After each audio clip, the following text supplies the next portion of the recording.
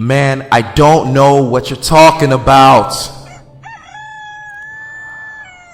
The roof I locked eyes on at first.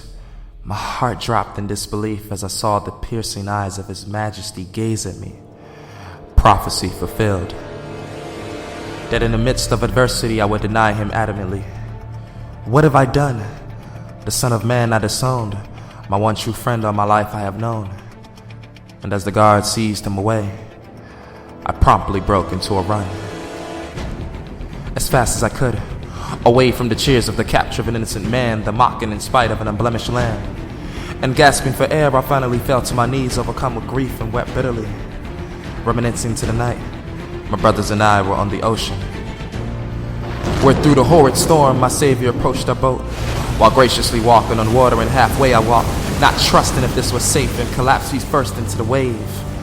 I have little faith, he noticed, and the last deja vu appeared in the coldest of moments, and now I watched tender-heartedly as the crowd fiercely chanted, "Crucify!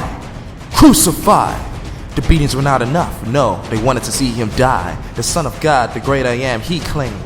Release the savage from his blood-stained chains and give us Barabbas and nail this so-called king to the cross.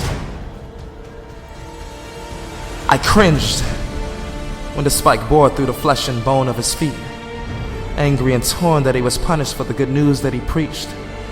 And as the cross was slowly raised, all I could think was, how could this mob do this to the beloved, the eternal head, the faithful and true judge of both the living and dead? But when He shouted unto the Father, "Forgive them, for they know not what they do," I came to my senses and realized this indeed was true. And when He proclaimed with His last breath, "It is finished," He died. Before my very eyes, He hung there lifeless, checking into the spacious room of death, where souls dwell after separation from their flesh. And as time passed by, I thought how bittersweet it was witnessing Jesus die like that, but grateful that His grace plastered man's sins across His chest.